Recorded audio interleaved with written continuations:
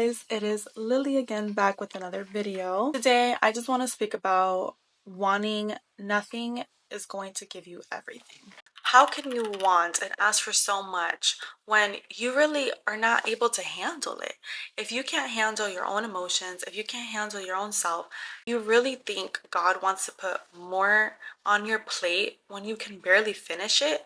It just doesn't make any sense. Now, when you let go of everything, literally everything, like, I'm not saying let go of your dreams, I'm not saying let go of your desires, I'm just saying let go of what's frustrating you, let go of what's clashing, let go of that stress, because that's not normal, and you have that abundance mindset where it's like, okay, I will be fine, everything's going to work out, especially in the spiritual world where you're just like, God got me. As long as God got me, I know that I'm okay. That is what's so important there.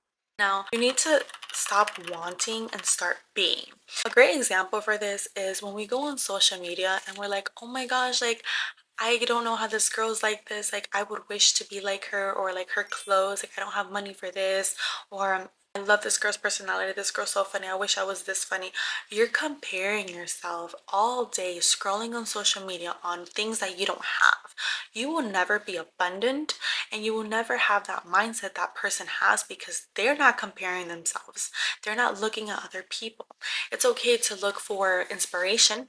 What's not okay is that you sit there and you keep on wanting and wanting, and you're not working yourself. So stop wanting and start being. Instead of looking at people and everything they have, look at yourself and be like, how can I attract these high vibrations? How can I attract higher quality people so we can both work together on these type of areas in our life, How can I really get everything I desire? Is it a job that I need?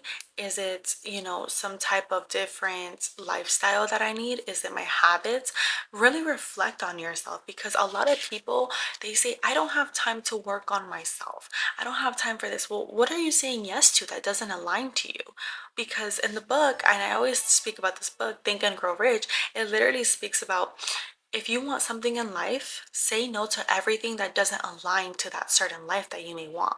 And those words there are so important to me, because I say no to everything that isn't bringing me what I need, in my life. So stop wanting and start being. Stay true to yourself. If you heard that Rihanna quote where it's like, honey, Be fearless some every days you're day gonna and you have don't bad feel like days, it, but just those days that pretend, you have girl. bad days, keep That's on it. faking it. Fake it till you make it. And the truth is, it's like when you smile at someone, or smile, smile, smile all day, and you're like, I had a shitty day, but I'm gonna keep smiling. At the end of the day, you're like, I had a great day. Because the truth is, your subconscious mind kind of forgets about the shitty day, because you're so focused on the good and the positive. Now, another one is minimalism. So minimalism is so good for the mind, because when you really focus on what you have and what you don't have, it just attracts everything, because you're being grateful for everything you do have. You also declutter your closet, maybe declutter your brain, write all your thoughts down, write down the things that are not that important, write down the things that are important, and just be more minimal with what you say, because your tongue, what you speak, is so important, and people don't understand this. Like, even if you have a job and you hate your job, and every day you're like, oh my gosh, I hate it, you're not gonna love it ever. But if you say, okay, I'm doing this, for my money, for my paycheck, that way I can invest it back so I can retire in the next year or so, and I can, maybe do another hobby that can make me money. I'm doing this. Like, start saying things that you really don't like. I'm doing this for my future purpose. I'm doing this because of this. I don't hate it. I don't dislike it. Just, I'm doing this for my future. I'm doing this for now, for later to enjoy. Start saying those things and start turning negativity to positivity.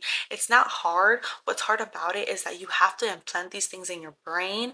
That way you just automatically have them in your system. So minimizing all negative words, minimizing people who are just always talking about the bad stuff, or talking, oh, my day went bad, or talking so negatively and are always complaining. I used to be someone that complained, and the truth is, it kills the vibe for not just everyone, but for yourself, and you don't even realize this.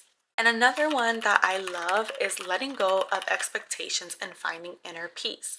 Now, I used to do this a lot when I would overplay my part in people's lives. Do so much for people, and it got to a point where I felt burnt out. I felt like I had to do this to show people I love them.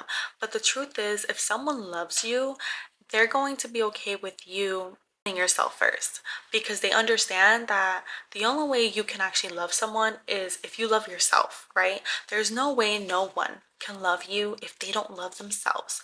Therefore, people do need energy to fulfill their own cups, fulfill their own needs, fulfill their own wants. So letting go of overplaying your role into people's parts is so important. If someone treats you a certain way, look at their actions. Actions are going to tell you everything, guys. Like, words are cute, words are great, words of information are beautiful, but the way someone treats you really does tell you the way they feel about you, right? And stop looking at things as an, oh, this person treated me like this, so I'm going to treat them back. No, really reflect and see what you did to this person, because what I see a lot in this world is that everyone likes to victimize themselves and never likes to take responsibility for making the other person feel bad. And that's a big problem, because you need to put yourself in their shoes and actually consider how they are as a person. Like, are they a more emotional person? Are they more logical? Are they more, are they more critical? Like, you have to see what type of person you're dealing with, because everyone does have a different personality and they do deal with emotions differently and expectations differently. So you have to see what can really hurt somebody. So stop overplaying your part in people's lives, give the same energy. And if you really love them, you can give them a bit more. But if they don't appreciate that and undervalue that, take it away, because you can give that to yourself. Just pour that into yourself. Also, when you let go of every expectation, you stop being mad and disappointed at people, because you're like, okay, well, it is what it is. It wasn't meant to be. Like, I just have to go home and work on myself. Or, for example, if you made birthday dinner with your friends, and this one is really tough, but let's say some people didn't show up, take that as, okay, that's okay. I just have to work on myself, meaning I need to work on myself so I can attract people that genuinely love me and will be there for me. I think it depends on the way you want love to be. If showing up is like a meaning of love, which I think it's a huge meaning of love, because you show up to your job, you show up to events, you show up for yourself, like you show up for everything. So that's like a big thing of like loving yourself and other people loving you. I think showing up is just like a way of like, I care and I'm here for you. That's the way I have my perspective on that. But when you let go of things, you really find the inner peace in you and you're okay with anything happening. Like, there's no point of adding more fire to anything, because that's not going to solve any issue. But if you look at things to different lens in life, you start to understand that everyone is a little bit selfish, and they have to be, because no one's going to pay anyone's bills, no one's going to give you the love that you can give yourself. And that's okay. It's just a part of the world that we live in. Stop chasing happiness, let it find you. So what I do see is, when you chase something, it runs from you. It's just the truth of reality. That's why there's books of law of attractions. That's why there's, podcasts about these things, because the truth is, when you chase a desire, sometimes the chase gets so exhausting and you're still unfulfilled, because it wasn't meant to happen at that time and place, and we have really strong lessons to learn to get connected spiritually. Being connected spiritually, I think, is so important, because it really helps you understand the reality of who you are spiritually. Because at the end of the day, we do have souls, and we do, as women especially, we are very intuitive and we understand things at a deeper level. So it's so important to understand that, especially like as a woman, things do flow to us. We are receivers, and things should be able to flow with us, and we are the ones to procreate and create more with it. So when things go all in one, when things happen suddenly, that's when we start picking things up and working and multitasking, because as women, we're able to work on different things at the same time. And it just literally, it's like a snowball effect. Things start getting better and better and better and better, and then maybe a little slower, and that's okay, because now you need some time to relax and catch up on sleep, catch up on rest, which is very important. You also, when you don't chase happiness, you also focus on what you have, on contentment, right? And you focus on how to cultivate what you have, how to use what you have, how to use your power and your energy for what you have, and procreate it. Create it in a way that you would have never thought, you know? And it's just so important because I know things fall into place when it just falls into place out of nowhere. And that is the beauty of life.